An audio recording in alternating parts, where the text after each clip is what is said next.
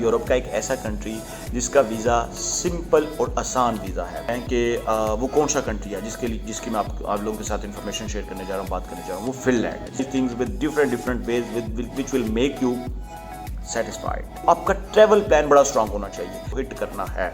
Suppose to भी हम Finland की बात कर रहे हैं तो आपने फिनलैंड में जाना है, प्लान करके चलते हैं कि आपका एक स्ट्रांग प्लान होता है। वो जब प्रॉपर प्लान आप करके चलते हैं ना, वही चीज़ें आपकी प्लान में नज़र भी आनी चाहिए। फाइल किया तो उनकी ऑलरेडी रिजेक्शन थी पहले, इससे पहले उनकी शेंजन की स्पेन की रिजेक्शन थी।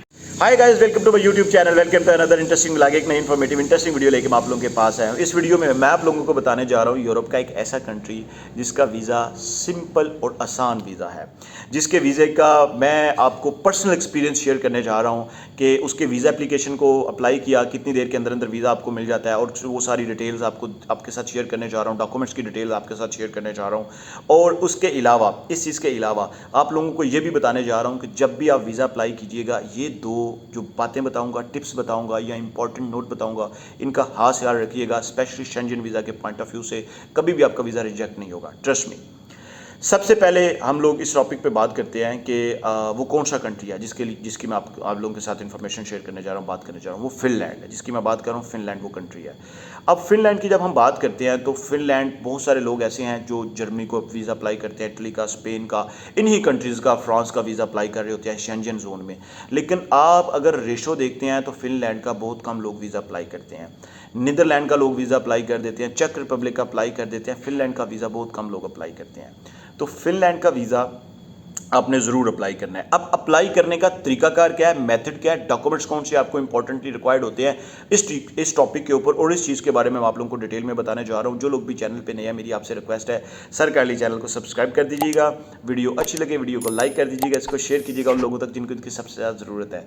इसके अलावा बहुत सारे मेरे भाई जब मुझे मैसेज करते हैं इंस्टाग्राम पे, मेरी इंस्टाग्राम आईडी आ रही है, मुझे इंस्टाग्राम पे फॉलो भी कर सकते हैं, मैसेज भी कर सकते हैं, टिकटॉक अकाउंट को फॉलो कर सकते हैं, टिकटॉक पे मैसेज भी कर सकते हैं। आप मुझसे ये पूछते थे कि सर हमें ये बताइएगा कि आपका ऑफिस कहाँ पे है।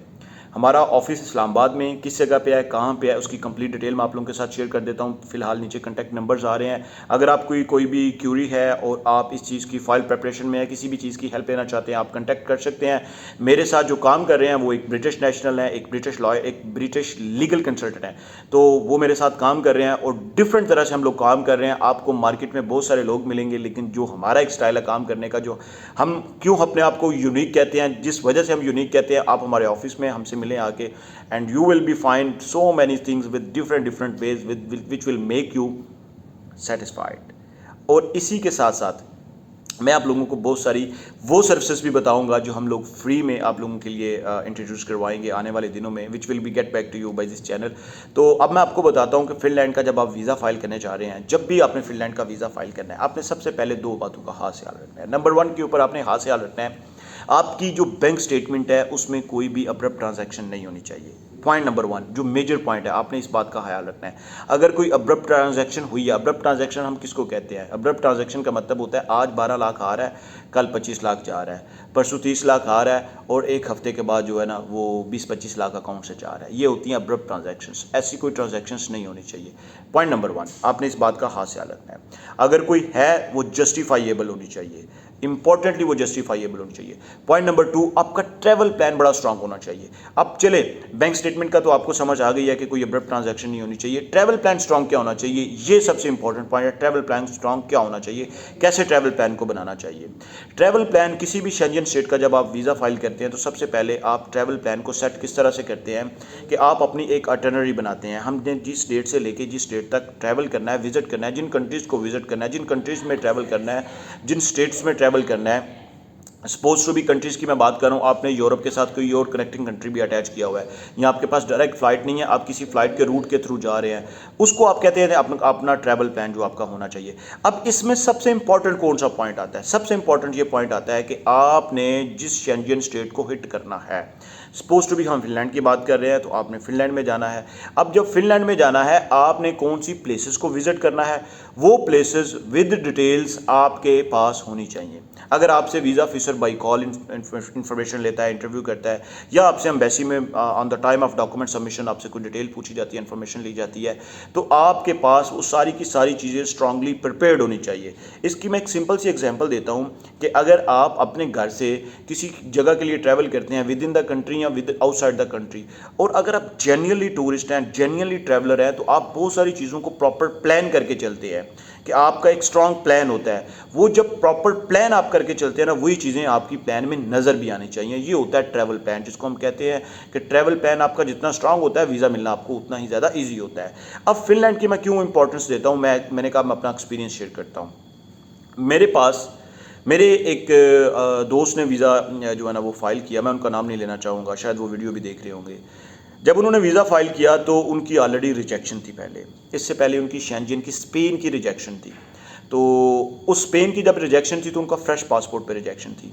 इसके बाद उस टाइम पे उन्होंने कुछ भी उनकी ट्रैवलिंग नहीं थी। फिर उन्होंने सबसे पहले टर्की ट्रैवल किया, टर्की के ट्रैवलिंग के साथ उन्होंने सऊदी अरेबिया में उम्रा भी किया, फिर वो वापस आ गए। फिर उन्होंने यूएई में ट्रैवल किया, यूएई के बाद उन्होंने थाईलैंड को, मलेशिया को ट्रैवल किया। At that was the travelling. फिर जब वो वापस आए तो उन्होंने शेंजन प्लान किया। And then I informed him कि आप एटलीस्ट 6 मंथ की ब्रेक लें और अपनी फ़ाइल को थोड़ा सा स्ट्रॉन्ग करें। इन टर्म्स ऑफ स्ट्रॉन्ग, एक तो बैंक स्टेटमेंट जो मैंने पॉइंट बताया है, और दूसरा मैंने ये कहा कि अपने ट्रैवल प्लान को बड़ा स्ट्रांगली बनाएं। अब यही वो चीज़ें होती हैं कि जो आपके केस को थोड़ा सा प्रमोट कर देती हैं और स्ट्रांग कर देती हैं। ट्रैवल प्लान को बनाने के लिए उन्होंने कांटेक्ट किया अपने एक फ्रेंड से जो कि फिनलैंड में स्टडी कर रहा है। उससे उन्होंने पूछा कि फिनलैंड के वो टॉप टूरिस्टिक पॉइंट्स कौन से हैं, स्पॉट्स कौन से हैं जिनको टूरिस्ट बहुत ज़्यादा हिट करते हैं। उसके बाद उन्होंने कुछ 1 या 2 पॉइंट्स की टिकट्स जो थी वो बाय कर ली वहाँ से अपने फ्रेंड के थ्रू।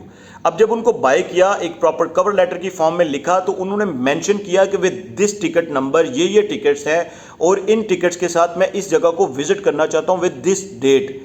तो उसके बाद उन्होंने वीज़ा फाइल किया, और फिनलैंड की एम्बेसी वैसे भी इजी एम्बेसी है rather than the other countries, जैसे जर्मनी की एम्बेसी है, इटली की एम्बेसी है, स्पेन की या फ्रांस की एम्बेसी है। फिनलैंड की embassy rather than the easy embassy है अगर हम बाकी एम्बेसी से बात करते हैं। ये तो था मैंने टूरिस्ट और विजिट वीज़ा के पॉइंट ऑफ व्यू से आप लोगों को बताया है। जो लोग स्टूडेंट वीज़ा के पॉइंट ऑफ व्यू से अप्लाई करना चाहते हैं, राइट नो फिनलैंड की वीज़ा रेशो फंटेस्टिक है, ज़बरदस्त किस्म की चल रही है। आप ज़रूर ट्राई कीजिएगा। अगर आप शेंजन को स्टडी करना चाहते हैं, विजिट करना चाहते हैं, वहाँ पे टूरिस्ट पॉइंट ऑफ व्यू से जाना चाहते हैं, तो सबसे ज़्यादा जो मैं इस वक्त रिकमेंड कर रहा हूँ वो है फिनलैंड। आप एक दफ़ा ट्राई करके दीजिएगा। इवन दो कि वहाँ पे आज का स्कोर की भी इतनी ज़्यादा टेंशन नहीं है। आज का स्कोर भी जो है वो भी बड़ा एक आप ये कह सकते हैं कि 5.5 to 6 अगर आपका स्कोर होता है तो आपको एडमिशन मिल जाता है। Even though for the masters के लिए भी आपको इसी ब्रैकेट के अंदर आपका अगर आज का स्कोर होता है तो आपको एडमिशन मिल जाता है। किसी बात की समझ नहीं आई हो, कुछ इन्फॉर्मेशन को रीवेरीफाई करना चाहते हो, जानना चाहते हो, पूछना चाहते हो, आप मुझसे कंटेक्ट कर सकते हैं। मेरी इंस्टाग्राम आईडी आ रही है, टिकटॉक अकाउंट की आईडी आ रही है, मेरे अकाउंट्स को फॉलो कर सकते हैं, मुझे गेट बैक कर सकते हैं, कमेंट बॉक्स में हाईलाइट करके गेट बैक कर सकते हैं। मिलते हैं एक नए इंटरेस्टिंग ब्लॉग में, तब तक के लिए स्टे ब्लेस्ड, अपना ख्याल रखिएगा, चैनल को सब्सक्राइब कर दीजिएगा, वीडियो को लाइक कर दीजिएगा। Stay blessed, take care. अब आपने पूछा है कि डॉक्यूमेंट्स, इसका पार्ट 2 आएगा जिसमें मैं आपको डॉक्यूमेंट्स के बारे में बताऊंगा कि डॉक्यूमेंट्स को कौन से डॉक्यूमेंट्स हैं जो आपको रिक्वायर्ड होते हैं इंपॉर्टेंटली फिनलैंड के वीज़ा के लिए। अगर आप चेकलिस्ट देखना चाहते हैं तो आप जाके शेंजन वीज़ा की चेकलिस्ट से आपको वीडियो मिल सकती है। वीडियो काफ़ी लंबी हो रही है इसलिए मैंने इसको समराइज़ कर दिया। Thank you so much.